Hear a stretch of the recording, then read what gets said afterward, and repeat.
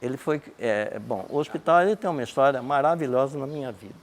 Como a faculdade de medicina foi um marco, o hospital, por consequência, também foi. Quando nós implantamos o curso de medicina, nós não pensávamos em implantar o curso, um hospital universitário.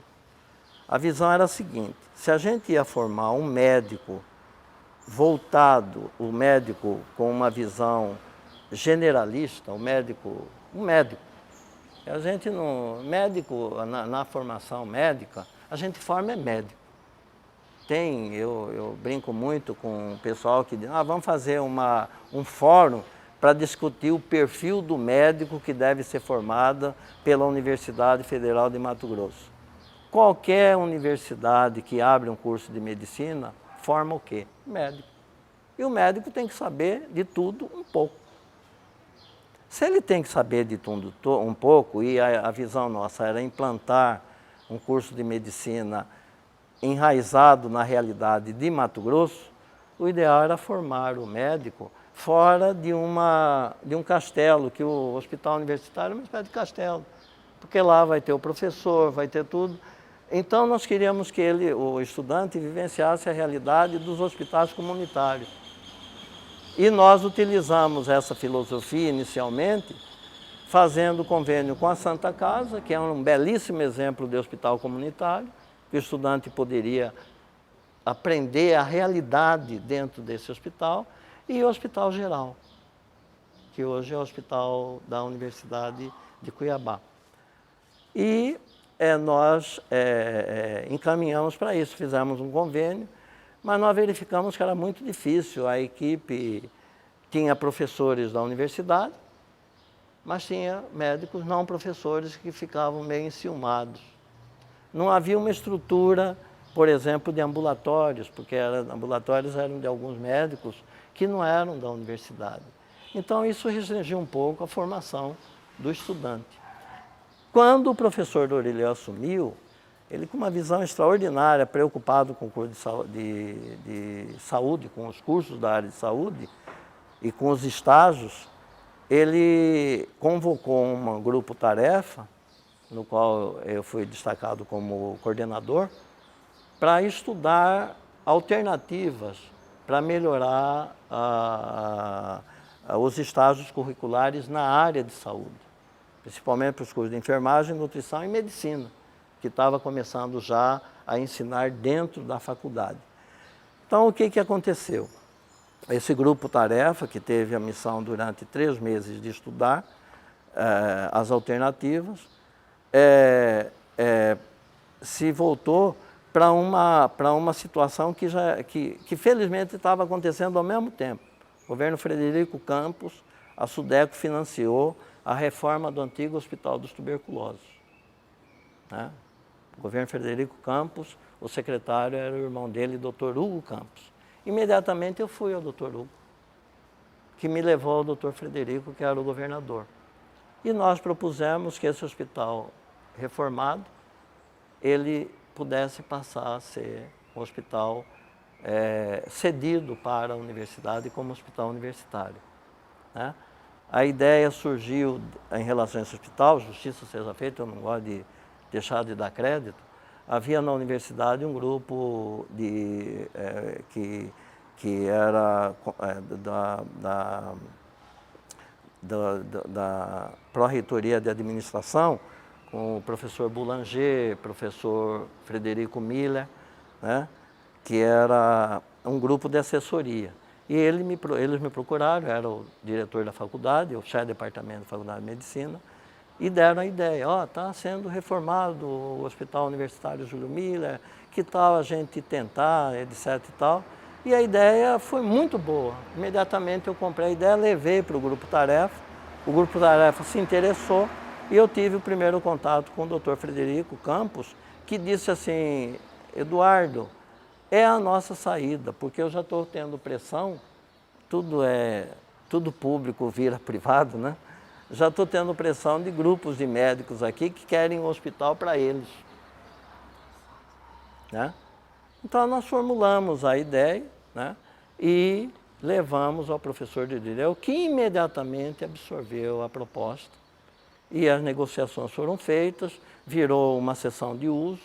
O hospital foi inaugurado no dia 31 de julho de 1984, totalmente equipado, com recursos da Universidade Federal de Mato Grosso, poucos recursos do MEC.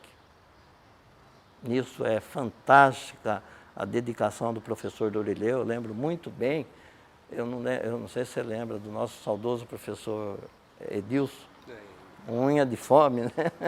Era o diretor financeiro, era o pró-reitor de administração e finanças. Ele sempre dizia, não tem dinheiro. Eu só sei que o professor Dorileu, numa reunião, tinha que comprar o raio-x, que era um equipamento caro, e o Edilson lá fazendo o advogado do diabo para ficar com mais dinheiro em caixa, né? O professor Dorileu falou claramente uma expressão que é bem cuiabana. Edilson, eu não quero saber, rapa o tacho. Gasto o que tiver que gastar, mas o hospital tem que ser implantado.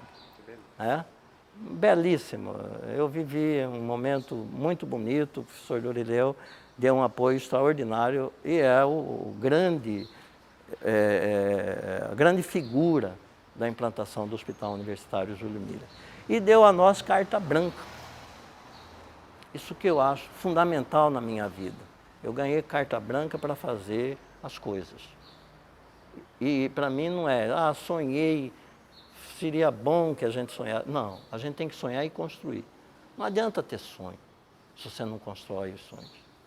Você sonha numa mulher bonita, vai atrás dela. Se você levar, né? Mas você tentou construir uma relação bonita, tá certo? Entendeu? Então eu acho que é fundamental que a gente construa sonhos. Se falar de sonhar, esse é um sonhador. É ruim, né? A gente tem que construir os sonhos da gente, né? E os sonhos da gente, pelo menos os meus, foram sempre construir sonhos coletivos. Isso é uma coisa que eu tenho um orgulho. Eu nunca construí nada pessoal, né? Construí a minha vida, né? Construí, claro, com o apoio de muitos, mas eu participei muito da construção coletiva, né? Isso, para mim, eu acho que eu não estou falando com um velho de bengala, com monóculo, eu estou falando ainda com um jovem que tem muitos desafios pela frente. Isso, para mim, é uma realização de vida. Tem ainda muito o que realizar, se eu viver mais, né? Mas já realizei, por quê? Porque muitas pessoas muito competentes estiveram perto e me deram condições para fazer isso. Para comandar, não para fazer. Para comandar equipes competentes para fazer isso. Então, o Hospital Júlio Miller, ele tem uma história extraordinária nesse sentido, da primeira grande exemplo de integração institucional. O governo do estado construiu, reformou, entregou para a universidade, que executou a tarefa do hospital e está formando brilhantes profissionais. Está ajudando a formar brilhantes profissionais, quer na área de enfermagem, quer na área de nutrição, serviço social, fonoaudiologia, fisioterapia e medicina. Não é à toa que o curso de medicina é considerado, mas eu já considerava lá atrás, não é porque fez uma prova com 40 questões dessa avaliação do MEC, que eu acho que essa avaliação tem que ser discutida, não é por aí, mas esse é um curso que eu digo com muito orgulho que é o melhor curso do Brasil, um dos melhores cursos do Brasil, há muito tempo. Tá? E o hospital tem sido o ninho para isso, né? Nós não pensamos também só no hospital. Essa comissão pensou numa coisa, porque a formação do médico não é só no hospital, a formação do médico é o quê? No centro de saúde, no posto de saúde, no interior. Essa comissão, ela propôs a implantação de um modelo de atendimento que depois foi copiado pela estrutura sanitária de Cuiabá. Você deve ter ouvido falar no Centro de Saúde do Grande Terceiro. Nós fizemos um modelo de atendimento primário, né? E até algumas atividades secundárias dentro do Centro de Saúde. O primeiro diretor foi o professor Elias, que hoje é superintendente do Hospital Júlio Miller. E nós projetamos um modelo de política de saúde para atendimento nos bairros, né? E projetamos, foi uma revolução no currículo médico, só Minas Gerais fazia, mas não da forma que a gente propôs, o internato fora, né?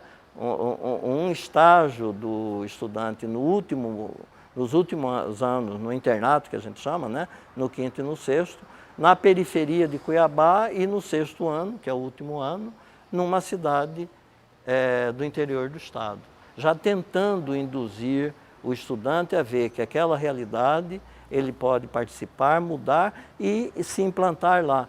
Que não adianta a gente formar médico para ficar só em Cuiabá. Nós temos que interiorizar o médico. O grande problema da saúde de Mato Grosso é que Cuiabá passou a ser a panela de pressão. Nós temos que criar alternativas de presença de profissionais e de estruturas de saúde no interior para desafogar Cuiabá e fazer com que aquela população lá tenha mais proteção de saúde. Então essa foi a filosofia do curso de medicina e aí então surgiu a proposta do Hospital Júlio Miller, do Centro de Saúde Escola e os convênios com as prefeituras municipais para o treinamento. A prefeitura dava alojamento, antigamente até bolsa, hoje já parece que não acontece mais isso, e a universidade encaminhava alunos sob orientação de professores para o interior, né? Então foi uma experiência extraordinária também na minha vida, e essa experiência quem me propiciou foi a Universidade Federal de Mato Grosso e os seus grandes primeiros líderes, que acreditaram no trabalho nosso e da equipe que foi formada para fazer isso. A pós-graduação e a pesquisa, o que o senhor teria a dizer? Nós sempre tivemos, eu vou trazer uma visão crítica aqui, um chamamento crítico que eu gostaria que os doutores e os mestres ouvissem. O primeiro curso de mestrado implantado na Universidade Federal de Mato Grosso foi na área de educação pública, quando eu fui reitor. Já um curso gestado e que começou a ser gestado na administração do professor Dorileu, certo? Então esse foi o grande primeiro passo para a qualificação do corpo acadêmico da instituição. Você sabe, Fernando, que o grande trabalho, e eu tenho orgulho porque foi uma cunhada minha, que foi a grande mentora do projeto de pós-graduação na universidade, no início dela, a professora Maria de Lourdes Bandeira de la Mônica Freire. A formação era toda fora de Mato Grosso, né? Ia para Rio, Brasília, São Paulo, o Nordeste, com a abertura, o professor Gabriel abriu muito a Universidade do Paraíba, as universidades do Nordeste, e abriu-se uma janela na CAPES de financiamento, né? Isso já com o curso de medicina, nós encaminhamos muitos professores para a Escola Paulista de Medicina, que foi a nossa grande mãe. Foi a mentora do curso de medicina em Mato Grosso, foi a Escola Paulista de Medicina, hoje Universidade Federal de São Paulo, que tem os cursos de saúde. Então, naquela época, era preciso, então, fazer o quê? Tentar, com o know-how dos que formaram, vir e tentar fazer os núcleos de pós-graduação aqui em Mato Grosso. O primeiro curso foi, quem era o pró-reitor era o professor Nelson Zanata, foi na área de educação pública. E depois vieram muitos. E nós hoje estamos tendo aí grandes cursos, inclusive doutorado na área de medicina, né? Além do mestrado, vários cursos. A reitora mesmo me disse que me deu a notícia agora e eu fiquei muito feliz, inclusive muito bem qualificados na avaliação, né? Então é importantíssimo que se mantenha esse tipo de qualificação. É o fundamento da instituição, né? É o fundamento também do pesquisador, fazer o curso a nível de mestrado e do doutorado. Mas eu quero trazer uma crítica. É fundamental que o doutor e o mestre, financiado pelo dinheiro público, pela instituição, não esqueça que a grande missão social da universidade é formar excelentes profissionais. Ou seja, esses doutores e mestres de alta qualificação têm que estar mais presentes nos cursos de graduação. Eu tenho visto muito fuga de mestres e doutores para as pesquisas que às vezes não dão em nada, tá certo? Ou muito voltados para a própria pós-graduação, esquecendo da graduação. A sociedade brasileira financia a universidade pública para quê?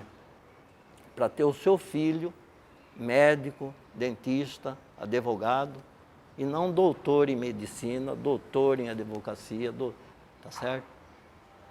E o que ela quer ao financiar a universidade? Excelentes advogados, médicos, dentistas, enfermeiros. Então, nós não podemos esquecer que a universidade, ela é uma instituição financiada pelo dinheiro público, eu estou dizendo as instituições públicas, para formar grandes profissionais, porque é assim que o pai, a mãe, a sociedade que dá o financiamento institucional quer. Essa é a vontade, tá certo? Fazer pesquisa, excelente, deve fazer, claro que deve. Esse meu discurso aqui não é contra isso.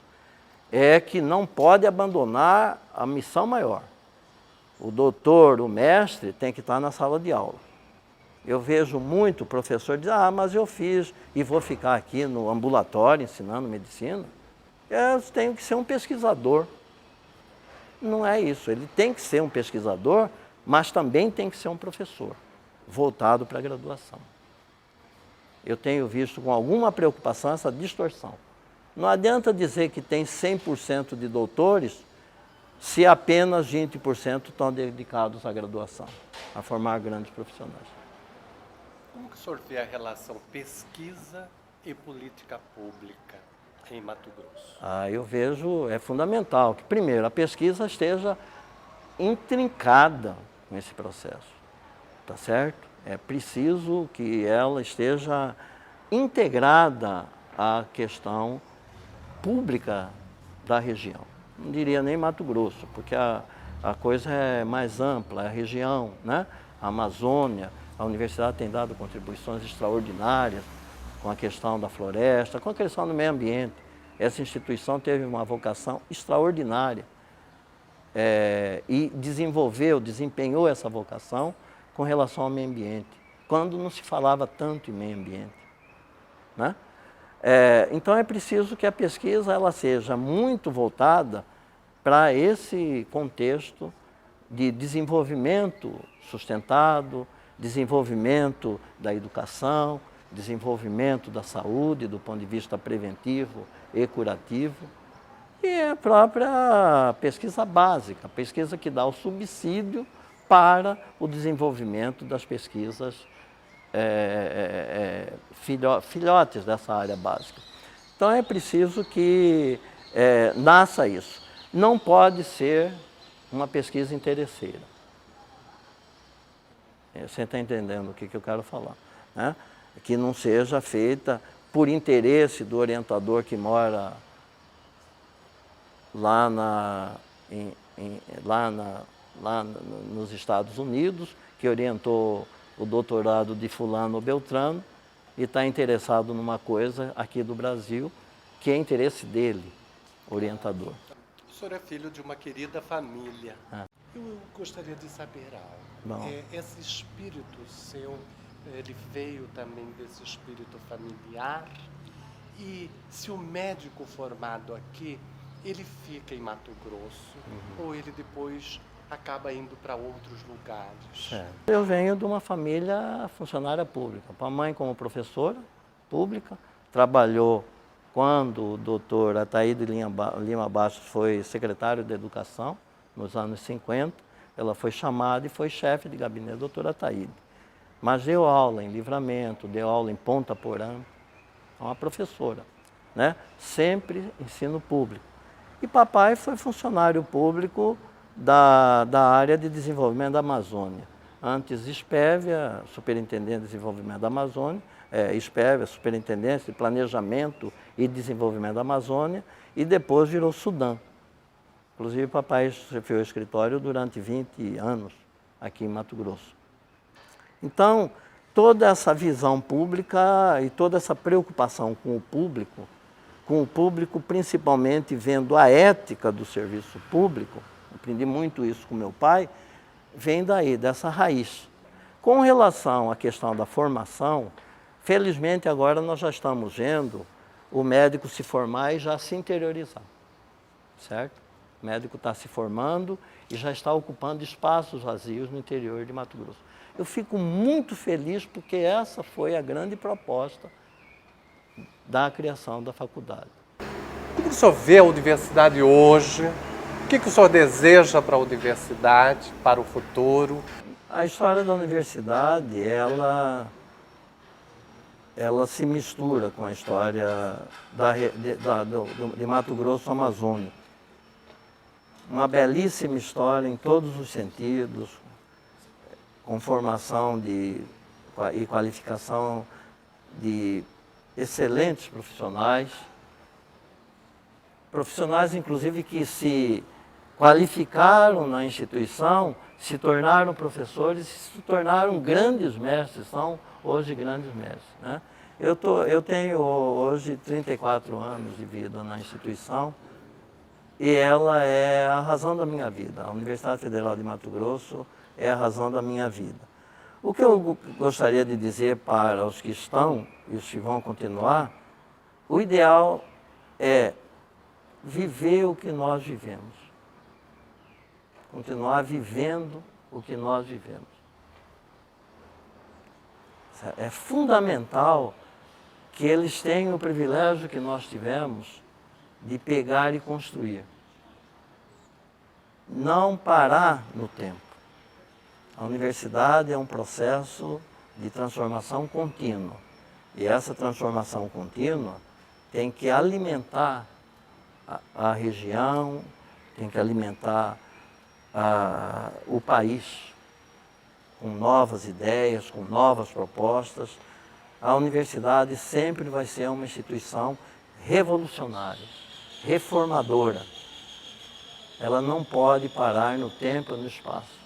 Ela tem que utilizar a história dos seus 40 anos como argamassa, uma extraordinária argamassa, para a construção de novos momentos, de novos passos, de novas propostas de desenvolvimento. Mato Grosso está passando, mais do que nunca, por um processo de grande desenvolvimento. A instituição não pode se omitir desse processo. Ela não pode deixar de ser o que sempre foi, o carro-chefe desses eventos. Ela tem que estar totalmente associada com os interesses da sociedade, com os maiores interesses da sociedade e fazer as propostas, fazer o processo evolutivo. Essa instituição tem uma história extraordinária em vários momentos. Por exemplo, no processo de democratização do país. Ela foi uma das primeiras a fazer eleição, desafiando até o sistema. E conseguindo nomear o reitor eleito, mesmo dentro de um sistema ditador, e eu passei por esse processo, né? Então, ela tem que ser sempre uma instituição instigadora, inovadora, propositora, revolucionária. Obrigado pela entrevista dessa tarde agradável. Muito gostosa, né?